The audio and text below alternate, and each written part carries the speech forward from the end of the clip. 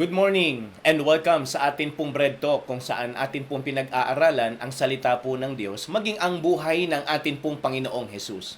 Well, para po sa mensahe na pinagkalab sa atin ng Panginoon ngayong pong umaga, ito po ay nasa Matthew chapter 8 verses 23 to 25.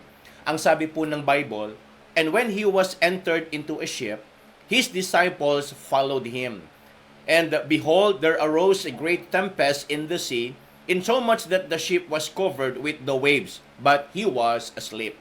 And his disciples came to him and awoke him, saying, Lord, save us, we perish." Well, the title of our topic for this morning is Faith Required. So napakahalaga po ng pananampalataya na ito po ay laging makita sa buhay po ng bawat isa po sa atin. Kasi po naniniwala po ako mula po sa salita po ng Panginoon, ang pananampalataya ang isang mayroong malaking kinalaman kung bakit tayo po ay naligtas. Dahil sabi ho ng Bible, yung pananampalataya natin ang siyang nagdala po sa atin para po sa pagkakaroon ng buhay na walang hanggan. So ganun din po, maging sa paglilingkod, naniniwala po ako mga kapatid, napakahalaga po ng pananampalataya. Kung tutuusin, ito hong binasa ho nating talata, medyo, kumbaga, madali pa ho natin itong maintindihan. Pero kung titignan po ninyo, sa Mark chapter 4, verse number 38, iba po rito, ang sinulat ni Mark patungkol po doon sa ganong pangyayari. Sabi ho ng Mark chapter 4, verse number 38, pakinggan po ninyo. "And he was in the hinder part of the ship, asleep on a pillow, and they awake him, and say unto him, Master, carest thou not that we perish?" So ito ho yung kanilang naging response.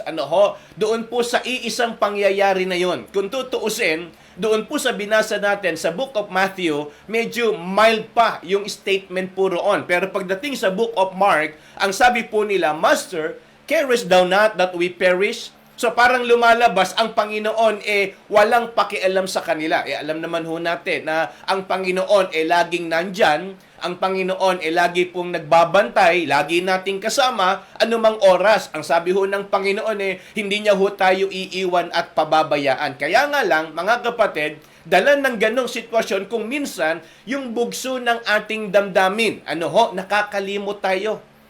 Nadadala ho tayo ng ating emosyon, nadadala ho tayo ng sirkumstansya sa buhay natin. Kaya kung minsan, meron tayo mga reaksyon, na hindi ho bagay at tama sa harapan po ng Panginoon. Kaya nga, kung maaalala po ninyo, mga kapatid, ang Panginoon po ang siyang nagbigay ho sa kanila. Actually, itong chapter na ito, makikita ho ninyo, puno ho ito ng pagpapagaling ng Panginoon. Ang dami hong miracle na ginawa ng Panginoon dito po sa Matthew chapter 8. Nandyan ho yung napinagaling niya yung anak ng centurion, andyan ho yung may ketong, ang dami hong ginawa ng Panginoon na himala. Kaya nga yung mga tao, pilit na hinahanap at sinusundan siya kasi nga nakakita po sa Panginoon ng masasabi ho nating miracles.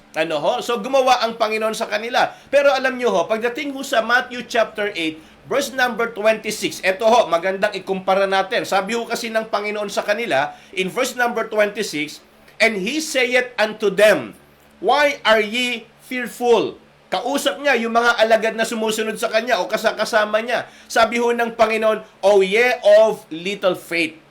Then he arose and rebuked the winds and the sea, and there was a great calm. So anong ibig ko pong sabihin dito, mga kapatid? Actually, ito pong senaryo na ito ay hindi po nagre-require o kumbaga nagtuturo patungkol po sa kung anong size ng atin pong pananampalataya. Kasi kung maalala po ninyo, hindi ba't ang Panginoon din na nagturo? Dito rin po sa Matthew, sa Book of Matthew, in Matthew chapter 17, verse number 20. Sabi po kasi rito, "And Jesus said unto them, Because of your unbelief," take note, yan ang sabi ng Panginoon, "For verily I say unto you, if ye have faith as a grain of mustard seed, ye shall say unto this mountain, Remove hence to yonder place, and it shall remove, and nothing shall be impossible unto you." So meaning, hindi kailangan ng great or malaking pananampalataya para yung nangyayaring hindi maganda sa atin mabago. Sabi ng Panginoon sa kanila, balikan po natin mga kapatid, yung sinabi ho ng Panginoon dito ho sa verse number 26. Malinaw po, and he saith unto them, why are ye fearful, O ye of little faith? Ang issue po rito, hindi yung size. Ang issue po rito, kung meron o walang pananampalataya. Kasi malinaw, sabi ng Panginoon, tinawag silang, O ye of little faith, kung meron kayo kahit kakaunting pananampalataya, hindi kayo matatakot. Kahit maliit na pananampalataya, hindi kayo mag-aalala. Kasi sabi ng Panginoon sa kanyang ilustrasyon, yung a grain of mustard seed na faith can remove mountain. So, ibig sabihin, ang issue rito, may pananampalataya ba sila o wala? Kasi kung meron, kahit maliit, hindi ho sila matatakot doon ho sa bagyo na yon. Well, actually, nung pinag-aaralan ko po, yung pong Sea of Galilee, mga kapatid, nung tumawid sila ron, normal na po na talagang maayos at bigla-biglang merong nagiging bagyo o malakas na hangin. Kumbaga, unpredictable po talaga. Sa mga fisherman, alam na po nila yon. Sanay na sila na nararanasan nila yon na sa tuwing sila'y pumapalaot, maayos ang karagatan, pero minsan bigla-biglang mayroong umiihip na malakas na hangin. So sa madalit salita, aware na yung mga fisherman sa ganung sitwasyon nung karagatan na yon. So mga kapatid, gusto ko lang din pong ipaalala ito sa ating lahat. Hindi po ba nasa Panginoon tayo o wala tayo sa Panginoon, talagang pwedeng anytime may dumating na problema. O, nasa paglilingkod tayo o wala tayo sa paglilingkod, anytime, pwedeng talagang may dumating na dagok sa buhay po natin. Naintindihan nyo ho, mga kapatid? So, sa madalit salita, hindi na ho tayo dapat magkaroon ng ganito pong reaksyon kung sakali man na tayo po ay dumating sa mga matinding pagsubok. Kasi kahit yung wala sa Panginoon, alam nila anytime mayroong pwedeng dumating na problema. Kaya nga, may mga tao na nag-iipon sa bangko, nag-i-invest, o kaya gumagawa ng mga paraan para magkaroon ng mga plan para sa kanilang healthcare, sa kanilang future. Kasi nga, alam ng tao, aware ang mundo, na anytime, pwede ho tayong magkaroon ng challenges or trials sa buhay. Pwedeng may magkasakit, pwedeng may mabaon sa hirap, pwedeng mawalan ng trabaho, pwedeng magkaroon ng, alam niyo po, lahat ng pwedeng isipin natin bilang mga Kristiyano, yan din ang naiisip ng mga unbelievers. So kaya nagre-ready sila para doon. So ang nakapagtataka lang dito, mga kapatid, tayo po ay mananampalataya, tayo po ay nasa gawain ng Panginoon. Di sana dapat tayo po yung mas handa, hindi lang ho physically, but also mentally and spiritually. Mas dapat equip tayo at talagang, kumbaga, armored tayo ng mga katotohanan na kahit dumating yung ganitong sitwasyon, alam natin at kung ano yung dapat nating gawin. Kaya nga, mga kapatid, ito ho yung magandang pag-aralan natin. Ano ho? Kaya nga, faith required. 3 things ang gusto ko pong i-share ngayon po nga umaga mula po dito sa ating pinag-aaralan. Number 1, faith required in following the Lord. So, hindi ho kasi porket kasama nila ang Panginoon, nandun na yung pananampalataya. At hindi rin porket kasama natin ang Panginoon, yung kapangyarihan ng Diyos, yung kalooban ng Diyos, mangyayari na po kaagad sa atin. Parang ganito sa panahon natin ngayon. Hindi naman ho lahat ng nasa paglilingkod, merong pananampalataya.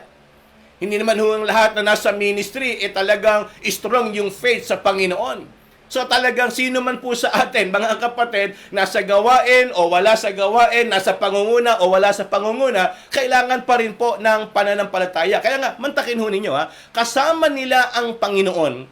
Nandun ho sila sa iisang paglalayag na yon, pero nung dumating yung pagsubok, dun ho nakita kung meron silang faith o wala. So parang tayo rin po, masarap ang maglingkod sa Panginoon. Tama po ba? Pero pag dumating yung problema, kamusta po yung ating reaksyon? Kamusta po yung ating relasyon sa Panginoon? Doon ho natin masusubok yan, mga kapatid. Kaya nga, hindi ho porket nasa ministry, meron hong pananampalataya. Hindi ho porket nagagamit, nandun ho yung masasabi nating strong yung kanyang faith sa Panginoon. Kaya nga, mga kapatid, tandaan natin palagi, sa anumang kalagayan, meron tayo napakahalaga ng pananampalataya. Kailangan ho natin yan, mga kapatid, kasi ang pananampalataya ang siyang susi sa mga bagay na gagawin po natin sa ating buhay at para po sa gawain ng Panginoon. Mahirap man o madali, pag merong pananampalataya, hindi imposibleng magawa. Kaya nga, yan ho yung nakita ko po rito. In following the Lord, napakahalaga po ng meron tayong pananampalataya. Uulitin ko, hindi ho lahat ng naglilingkod, meron ganyan. Minsan, ina-assume natin, nasa ministry naman ako, nasa leadership naman ako, may posisyon ako sa church, may nagagawa naman ako, nakakatulong ako. Pero pag dumating yung problema, yung lahat ng yon, hindi ho natin yun maiisip. Ang iisipin natin, yung kung papaano masusolusyonan at maaayos yung problemang dumating sa buhay natin. Kaya nga, yun ho yung bagay na magandang maintindihan natin, mga kapatid. Sila nga kasama na po mismo nila ang Panginoon habang sila'y naglalayag. Ano pang naging reaksyon ng mga disipulo? Carest thou not that we perish?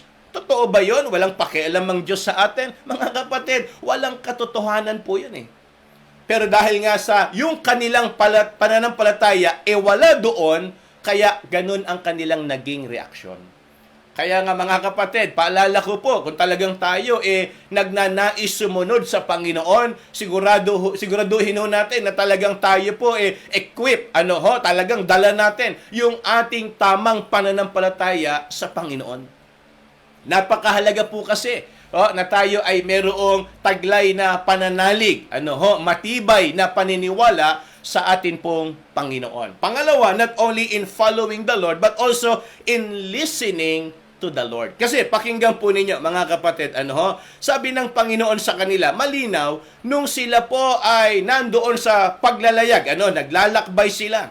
Sabi ho ng Panginoon, malinaw po in verse number 26, and He saith unto them. Alam nyo ho, sa Bible, madalas ho nating mabanggit, and the Lord said, nababasa ho natin yan, and He saith unto them. So, yung mga kataga na yon, kung tutuusin, yun po meron pong katotohanan at may nakapaloob na pag-asa. Kapag ang Panginoon nagsalita, mga kapatid, sigurado po ako, simula sa pagkalikan ng lahat, simula sa ginagawa ng Panginoon sa buhay po natin, at hanggang sa mga darating na panahon, ang salita po ng Diyos ay katotohanan. Mga kapatid, katotohanan. So, anong ibig ko pong sabihin? Paano ho natin paniniwalaan, yung mga salitang ng Panginoon na nababasa natin kung walang pananampalataya? Kasi tignan po ninyo, sila na mismo, ang Panginoon ang kausap nila. Ang Panginoon na mismo ang nakita nila na gumagawa ng miracle, nagpagaling ng may ketong, nagpagaling ng may sakit. Ang dami niyang ginawang miracle dito po sa Matthew chapter 8. Pero ganun pa man, gaano po ba sa atin? Kumbaga, ano po ba yung impact ng salita ng Panginoon sa puso natin? Totoo ba talaga na ang tinitingnan natin dito, mga kapatid, yung kapangyarihan ng salita ng Diyos? Kamusta po yung effect sa atin every time na nagbabasa tayo ng Bible? Kamusta po yung effect ng Word of God every time na nakakapakinig po tayo ng pangangaral ng salita po ng Diyos? Yun ho yung nililinaw ko po ngayong umaga. Kasi napakahalaga po na sa tuwing tayo po'y makikinig ng pagtuturo ng dakilang aral ng salita po ng Panginoon, napakahalaga po, mga kapatid, na tayo ay mayroong pananampalataya. Sabi niya sa mga disciples, and He saith unto them, why are ye fearful? Bakit kayo natatakot, O ye of little faith? So imagine po ninyo, kasi ang gusto ko pong i-emphasize dito, yung puso nung nakikinig, yung mga kausap ng Panginoon, kumpara sa kalikasan. Kasi tignan nyo po, ang sabi ng Bible, and He arose and rebuked the winds and the sea, and there was a great calm. So yung walang emosyon, yung walang pakiramdam, yung walang senses, nung nagsalita ang Panginoon, sumunod. Pero tayo po, we have intellect, we have will, we have emotion. Sabi ng Bible, and the Lord saith unto them. So, ibig sabihin, kung yung kalikasan, kayang pasunurin ng Panginoon, tayo pong may damdamin na kagaya ng Diyos, isip at pagkaunawa, kamusta po tayo sa tuwing makikinig ng sinasabi ng Panginoon? Kaya ho ba kaya nga kuminsan, kaya tayo nahihirapang sumunod? Hindi naman ho issue rito yung power ng Word of God Ang issue po rito is our faith. Talaga bang tayo po merong pananampalataya? Kasi kung meron, hindi ho tayo mahihirapang sumunod. Yung hangin, yung tubig sa karagatan, yung alon, at yung mga pangyayaring ganon, pag sinabi ng Panginoon, mga kapatid, very obvious naman po doon sa talatang binasa natin. And there was a great calm. So, ibig sabihin, nung nagsalita ang Panginoon, sabi ng Panginoon, manatili ka, humupa ka, sumunod ang hangin at ang alon. So, nung sinabi ng Panginoon, bakit kayo natatakot? Bakit kayo nagpapanik? Bakit kayo nag-aalala? Ang tanong, humupa rin kaya ang emosyon ng mga alagad? Kaya nga, yun ho yung magandang challenge sa atin. Napakahalaga ho ng pananampalataya sa tuwing tayo po ay makikinig at mag-aaral ng salita po ng Panginoon. Kasi makikita ho natin yan sa puso natin. Simple lang po, kung tayo'y naniniwala na ang Bible ay salita ng Diyos, paano po natin ito sinusunod? Ito po ba sinusunod natin na mayroong kondisyon? Sinusunod po ba natin ito nang mayroong pabor lang para sa ating sarili? O sinusunod natin ito kasi dahil ito po'y salita ng Diyos? So kung ganon, madali man yan o mahirap, pabor man sa atin o hindi, kung totoong tayo may pananampalataya, ang tama, sinusunod natin yung sinasabi ng Panginoon. Kaya nga, yan ho yung magandang maintindihan natin mula po dito sa ating pinag-aaralan. Napakahalaga ho kasi ng pananampalataya kailangan ho natin ng pananampalataya sa tuwing susunod tayo sa Panginoon kasi hindi ho natin alam kung anong mangyayari sa mga susunod na araw. Hindi ho natin alam kung anong mangyayari along the way habang tayo po'y nasa paglilingkod. At hindi ho rin natin alam patungkol po sa salita ng Panginoon kung ano yung maririnig natin. Ito ba'y pabor sa atin? Ito ba'y magugustuhan natin? Ito ba'y magiging komportable sa atin? O kung ano pa man, mga kapatid, kung meron tayong faith, titiyakin ko po, makikinggan natin ang salita ng Panginoon. Yan ho yung pangalawa. And last but not the least, faith required in doing the will of the Lord. Napakahalaga po sa pagtupad natin sa atin pong obligasyon at sa mga dapat nating ginagawa sa gawain ng Panginoon. Kaya nga mga kapatid, tignan ho ninyo. Hindi ba yung ipinakita ng Panginoon na halimbawa sa kanila? Kasi ito ang tanong niya tanong ng mga disipulo Master, carest thou not that we perish? So, kayo po ang sumagot mga kapatid. Pwede nyo hong i-comment. Naniniwala po ba kayo na ang Panginoon mahal tayo? Naniniwala po ba kayo na ang Panginoon hindi ho tayo pinababayaan? So, therefore, hindi ho natin dapat maging, kumbaga, pakiramdam yon. Kung naniniwala tayo, hindi ho natin dapat maging pakiramdam at reaksyon yung naging reaksyon ng mga disipulo. Kasi totoo naman na talagang tayo po'y mahal ng Diyos. Totoo naman na talagang tayo po laging sinasamahan at hindi ho tayo pinababayaan. Salita ho ng Panginoon yan. Ngayon, in doing the will of the Lord, iba po kasi ito. Ito ho mga kapatid, magdadala na ho sa atin sa desisyon. Ito ba gagawin pa rin natin despite of difficulties? Ito ba gagawin pa rin ba natin despite na hindi natin maramdaman yung presensya o pakiramdam na nandyan ang Panginoon? Kaya nga, dapat ho mga kapatid, may kakampi, walang kakampi, marami o kakaunti, nandyan sila o wala, kahit nag-iisa tayo, ang tama, gawin pa rin natin ang kalooban ng Diyos. Pero paano natin yan magagawa? Faith. Pananampalataya. Kung babasahin niyo po doon sa Hebrews chapter 11, basahin niyo yung kabuuan doon, sino ang kasama nila para tumayo sa pananampalataya? Wala. Tanging ang Panginoon lang. Ang Panginoon lang ang siyang kanilang kakampi, ang Diyos lang ang kanilang kasama para mapatunayan nila na sila ay mayroong pananampalataya. Sino ang kasama ni Daniel sa kulungan? Sino ang kakampi ni Noah? Sino ang kakampi ni Abraham? Sino ang kakampi ni Moses? Mga kapatid, tanging ang Diyos lamang. Anong ibig ko sabihin? Sa pagtupad natin sa kalooban ng Panginoon, wag na tayong umasa na yung iba kasama natin. Wag na ho tayong sumandal sa iba o kung kanino pa man kung ang pag-uusapan, pagsunod sa kalooban ng Diyos. Ang tama, magkaroon tayo ng pananampalataya sa atin pong pinaglilingkurang Diyos. Kaya nga, yan ho yung magandang gustong ituro po sa atin ng Panginoon mula po dito sa ating pinag-aaralan. At para po sa ating paglulundo, sabi ho ng Psalm chapter 93 verse number 4, "The Lord on high is mightier than the noise of many waters, yea, than the mighty waves of the sea." So anong ibig ko sabihin? Walang makahigit sa Panginoon. anumang merong pangyayari sa mundong ito, gaano mang katindi ang kasamaan, gaano mang katindi ang ginagawa ni Satanas sa buhay natin, higit pa rin ang Panginoon sa atin pong mga buhay. Kaya nga sana mga kapatid, talagang tayo po ay natuto at napagpala ng atin po na pag-aralan ngayon pong umagang ito at sana'y talagang tayo po laging gabayan ng Panginoon sa atin pong mga ginagawa sa atin pong mga buhay. Ano ho? So mga kapatid, ito ho ang ating trivia. Ano po ang na-encounter ng Panginoon at ng mga disciples habang sila po ay naglalakbay sa karagatan? Ano ho? Yan po ang ating trivia for this morning. Ano po ang na-encounter nila habang sila po ay naglalayag sa karagatan? Ano ho? Yan po ang ating tanong. And then, ito na po ang mga sumagot ng tama. Naku po, last September 23 pa po ito. Ano ho? At dahil gawa nung ako po ay bumunta sa conference sa Cebu, at ito po yung mga sumagot ng tama. Ano ba ang tanong natin? Ito ho ang trivia natin last September 23. Ano po yung 3 puntos na pinag-aralan natin nung araw na yon? Ang tamang sagot ay asking, seeking, and knocking.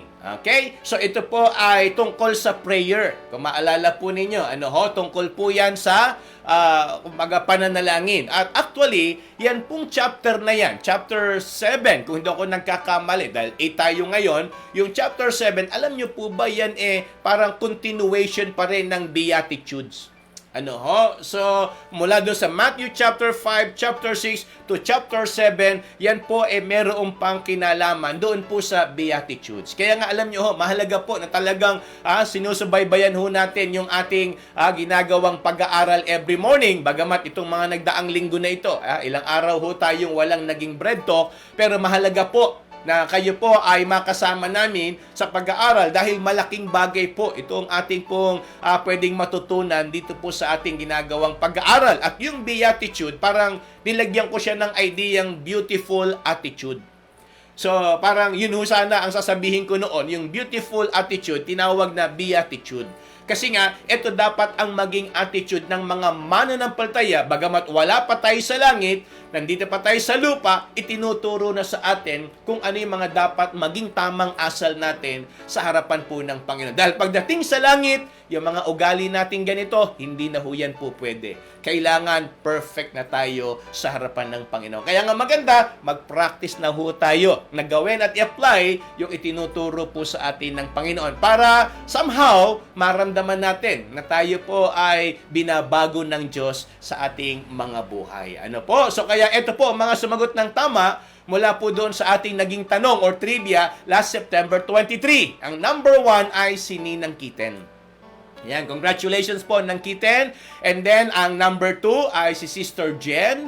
And then, ang number 3 ay si Sister Gypsy. Yan, nako, good morning sa inyong tatlo. Kayo ang top 3 last September 23. Ayan, congratulations kay Sister Gypsy at maging kay Sister Jen at kay Ninang Kiten. Palakpakan ho natin sila. Ano po, i-congratulate natin yung mga talagang makikisig, masisipag at maagap na mga kapatiran natin sa atin pong ginagawang every morning devotion. Ayan, sa atin pong bread talk. At eto po, mga sumagot ng tama. Pang-4, si Preacher Rodel. And then pang-5, si Preacher Alvin. Pang-6, si Brother Gab. Pang-7, si Ate Milet Delara, mula sa East Bagong Barrio. And then si Ate Rose Trinidad, ang pang-8. Pang-9, si Nanay Denden. At ang pang-10, ay si Ate Nelly. Ayan. Congratulations po sa inyo.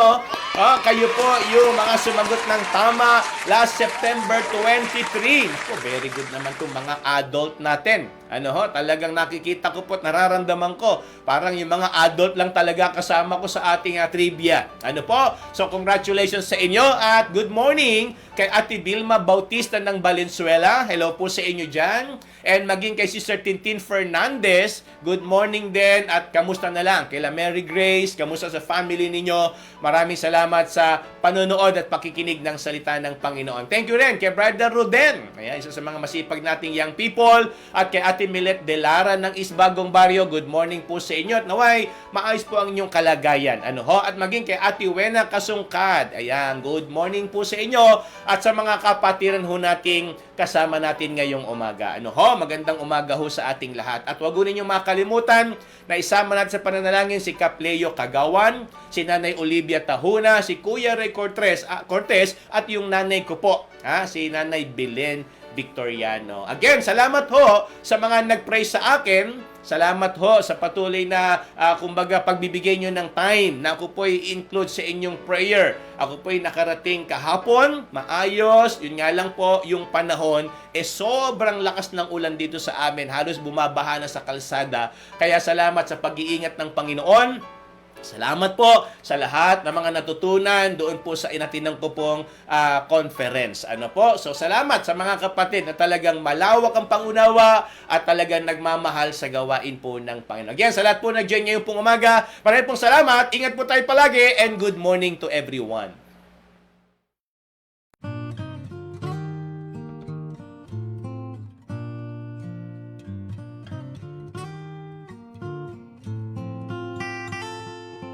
Father of lights, giver of gifts, there is no shadow in you. Author of life, fountain of grace, each morning your mercies are new. And you never change, and you never lie. Age to age you are the same. I will trust in you, all your faithfulness, for I know you never change. Father of love, source of all good, tower of strength and my shield. When you gave your Son for those who rebel, your love for the world was revealed. And you never change, and you never lie. Age to age you are the same. I will trust in you, all your faithfulness, for I know you never change.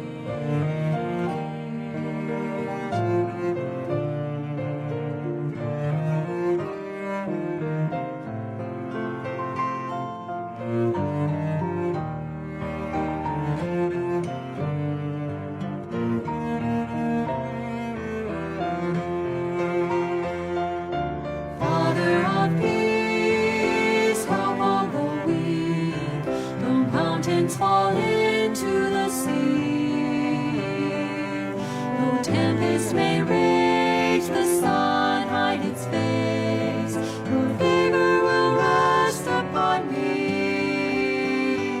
And you never change, and you never lie. Age to age you are the same. I will trust in you, all your faithfulness, for I know you never change. And you never change, and you never lie. Age to age you are the same. I will trust in you, all your faithfulness, for I know you never change. For I know you never change.